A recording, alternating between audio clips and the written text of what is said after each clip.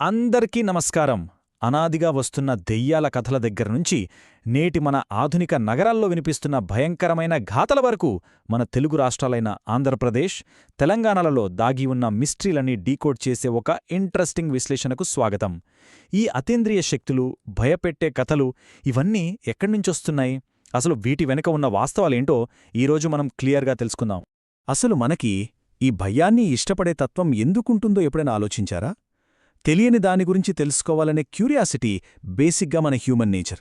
చీకటి వెనుక ఏముంది, మరణం తర్వాత ఏమవుతుంది, ఇలాంటి ప్రశ్నలు ఎప్పుడు మనల్ని ఆలోచింపజేస్తూనే ఉంటాయి. లాజిక్కి అందక, సమాధానం దొరకని ప్రశ్నల చుట్టూ అల్లబడే ఇలాంటి కథలే మనల్ని ఎప్పటికీ థ్రిల్ చేస్తూ ఉంటాయి గదా. ఒక చిన్న ఉదాహరణ చూద్దాం. కాకన్మఠ్ దేవాలయం. ఈ అద్భుతమైన గుడిని రాత్రికి రాత్రే దెయ్యాలు కట్టేశాయని ఒక కథ లోకల్గా ఎప్పట్నుంచో ప్రచారంలో ఉంది. వినడానికి నమ్మశక్యంగా లేదు కదా. కాని ఇలాంటి కథలు ఈనాటివి కావు. వందల ఏళ్లుగా మన చరిత్రలో ఒక భాగమైపోయాయి. పారానార్మల్ లేదా అతీంద్రియ శక్తులు అనేవి మన కల్చర్లో ఎంతలా మిక్స్ అయిపోయాయో చెప్పడానికి ఇలాంటి కట్టడాలే పెద్ద ప్రూఫ్. ఇక మన ప్రాచీన పురాణాలు, జానపద కథల విషయానికి వస్తే మన తెలుగు సాహిత్యంలో ఇలాంటి దెయ్యాల కథలకు చాలా బలమైన, ప్రాచీనమైన మూలాలు ఉన్నాయి. ప్రాచీన సాహిత్యంలో రెండు అద్భుతమైన రచనలని మనం కంపేర్ చేసి చూద్దాం. ఒకవైపు చూస్తే మధిర సుబ్బన్న దీక్షితులుగారు రాసిన కాశీ మజిలీ కథలు. ఒక పవిత్రమైన యాత్రలో వివిధ మజిలీల్లో సాగే ఏకంగా 140కి పైగా కథలిందులో ఉన్నాయి. మరోవైపు వేదం వెంకటరాయ శాస్త్రిగారు అనువదించిన బేతాళ పంచవింశతిక. విక్రమార్కుడికి ఒక బేతాళుడు అంటే ఒక దెయ్యం గదా.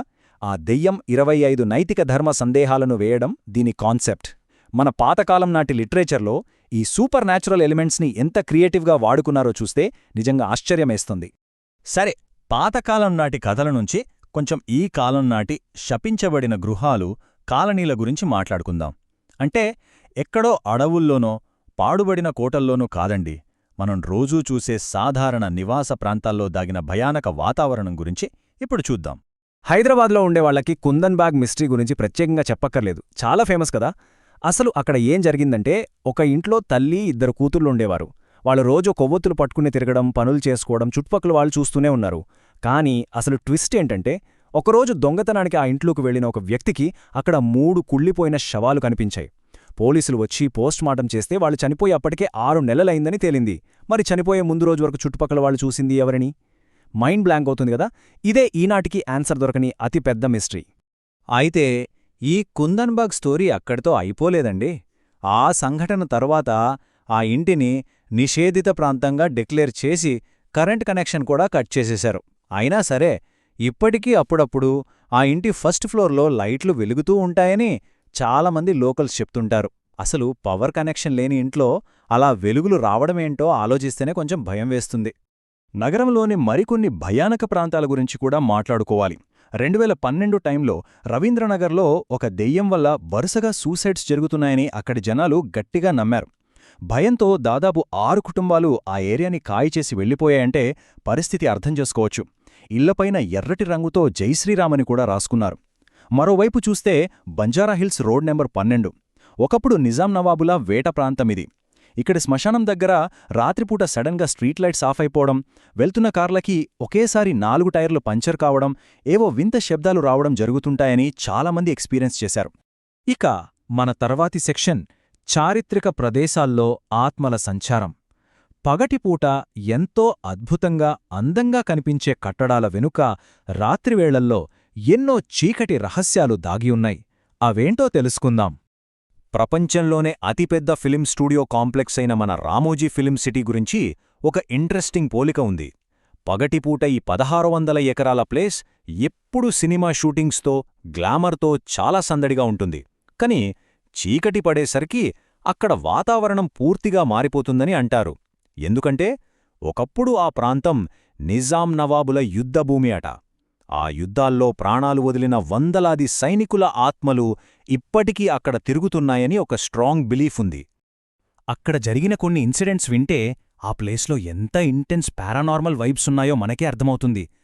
యాక్టర్స్ మేకప్ వేసుకునేటప్పుడు అద్దాల మీద ఏవో అర్థంకాని ఉర్దూ అక్షరాలు కనిపించడం, గదిలో వదిలేసిన ఫుడ్ మొత్తం చల్లాచెదురుగా పడిపోవడం చాలామంది గమనించారు. ఇక లైట్ బాయ్స్ పనిచేస్తున్నప్పుడు ఎవరో పైనుంచి వాళ్ళని కిందకు తోసేసినట్లు కూడా ఫీలయ్యారట. ఈ మధ్య ఒక ఈవెంట్ జరుగుతుండగా ఒక పెద్ద కంపెనీ సీఈఓ పైనుంచి ఒక ఇనుప గొలుసు తెగిపడి చనిపోవడం కూడా ఇలాంటి నెగటివ్ ఎనర్జీ వల్లే అని కొందరు నమ్ముతారు. ఒకే చోట ఇన్ని వింతలు జరగడం నిజంగా షాకింగే కదా. ఇక హైదరాబాద్ హిస్టరీ అనగానే మనకు టక్కున గుర్తొచ్చేది 13వ శతాబ్దంలో కాకతీయులు కట్టిన గోల్కొండ కోట. ఎన్నో సామ్రాజ్యాలకు అడ్డాగా ఉన్న ఈ కోట చుట్టూ కూడా ఇలాంటి భయానక కథలే ఉన్నాయి. కుతుబ్షాహీల కాలం నాటి ఫేమస్ డాన్సర్ తారామతి ఆత్మ ఇప్పటికీ రాత్రివేళల్లో అక్కడ నాట్యం చేస్తుందని, సడన్గా గిన్నెలు విసిరేసిన శబ్దాలు, ఏడుపులు వినిపిస్తాయని ఒక టాక్ ఉంది. బహుశా అందుకేనేమో చీకటి పడిన తర్వాత ఈ కోటలోకి అస్సలెవర్ని రానివ్వరు. మన తర్వాతి అంశం ప్రయాణాల్లో భయం. ఎప్పుడూ రద్దీగా ఉండే రవాణా కేంద్రాల్లో కూడా సైలెంట్గా ఉన్నప్పుడు ఒక రకమైన భయంకరమైన వాతావరణం క్రియేట్ అవుతుంటుంది కదా. దాని గురించే మనం ఇప్పుడు మాట్లాడుకోబోతున్నాం. ముందుగా హైదరాబాద్లోని శంషాబాద్ ఎయిర్పోర్ట్లో జరిగిన ఒక ఇన్సిడెంట్ గురించి చెప్పుకుందాం. ఈ ఎయిర్పోర్ట్ని కడుతున్న టైంలో జరిగిన గొడవల్లో కొందరు చనిపోయారని, వాళ్లని అక్కడే పూడ్చిపెట్టాలని, వాళ్ల ఆత్మలు ఇంకా అక్కడే ఉన్నాయని ఒక రూమర్ ఉంది. ఒకసారి ఖతార్ ఎయిర్వేస్ ఫ్లైట్ ల్యాండ్ అవుతున్నప్పుడు పైలట్కి ఏకంగా రన్వే మీద తెల్ల చీరలో ఒక ఆవిడ డాన్స్ చేస్తూ కనిపించిందట. అంతే, వెంటనే ఎమర్జెన్సీ బ్రేకులు వేశాడు. అలాగే ఒక ఎంక్వైరీ రూంలో ఒక వ్యక్తి తల ఏకంగా 360 డిగ్రీలు తిరగడాన్ని చూసి ఒక స్టాఫ్ మెంబర్ షాక్ అయ్యాడట. ఇవన్నీ వింటుంటేనే కొంచెం వణుకు పుడుతోంది కదా. ఇక విమానాల నుంచి రైల్వే జర్నీల వైపు వస్తే చిత్తూరు రైల్వే స్టేషన్ కథ చాలా బాధాకరంగా ఉంటుంది. 2013లో కేరళ ఎక్స్ప్రెస్లో వెళ్తున్న జార్ఖండ్కి చెందిన సిఆర్పీఎఫ్ ఆఫీసర్ హరిసింగ్ గారిపై చాలా దారుణమైన దాడి జరిగింది. తీవ్ర గాయాలతో ఆయన చిత్తూరు స్టేషన్లో దిగి హాస్పిటల్లో చేరి ఆ తర్వాత 10 రోజులకి చనిపోయారు. అప్పటినుంచి ఆయన ఆత్మ ఆ స్టేషన్లోనే తిరుగుతూ ఉందని, ముఖ్యంగా నైట్ డ్యూటీ చేసేవాళ్లకి చాలా పారానార్మల్ ఎక్స్పీరియన్సెస్ ఎదురయ్యాయని చెప్తుంటారు. కేవలం ట్రావెలింగ్ ప్లేసెస్ మాత్రమే కాదండోయ్, మన ప్రాణాలు కాపాడే హాస్పిటల్స్ కూడా ఈ లిస్ట్లో ఉన్నాయి. వైజాగ్లోని ఫేమస్ కింగ్ జార్జ్ హాస్పిటల్ అంటే కేజీహెచ్ వెనుక ఉన్న అనాటమీ బ్లాక్ రోడ్లో జరిగిన ఒక సంఘటన వింటే మీరు ఖచ్చితంగా భయపడతారు.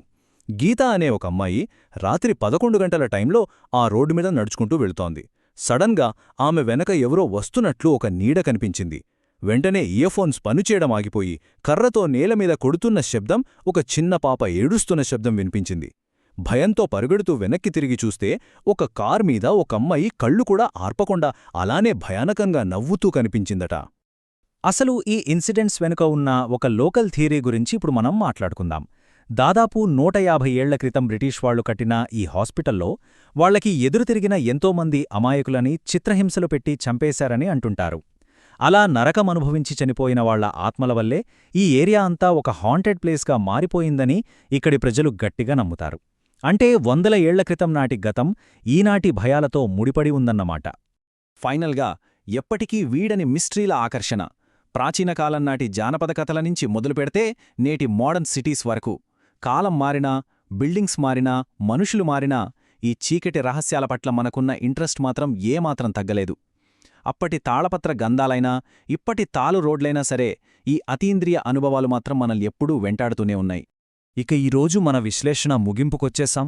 ఒకసారి ఆలోచించండి, సైన్స్ ఎంత డెవలప్ అయినా, ప్రతిదానికి లాజికల్గా ఆన్సర్ ఇస్తున్నా, ఎక్కడో ఒక మూల మనకి తెలియని ఏదో అదృశ్య శక్తి ఉందనే నమ్మకం జనాల్లో అలానే ఉండిపోయింది. అన్నింటికీ సమాధానాలు దొరికేస్తే ఇక లైఫ్లో ఆ థ్రిల్, ఆ ఉత్కంఠ ఉండదేమో కదా. ఈ మిస్టరీస్ ఎప్పటికైనా సాల్వ్ అవుతాయా, లేక ఇలాంటి చీకటి రహస్యాలు ఎప్పటికీ అలా సస్పెన్స్గా ఉండిపోవాలనేది మన హ్యూమన్ నేచరా? మీరేమంటారు? ఈ ఆసక్తికరమైన ప్రశ్నతో ఈనాటి మన సెషన్ని ముగిద్దాం. మళ్ళీ మరో ఇంట్రెస్టింగ్ టాపిక్తో కలుద్దాం.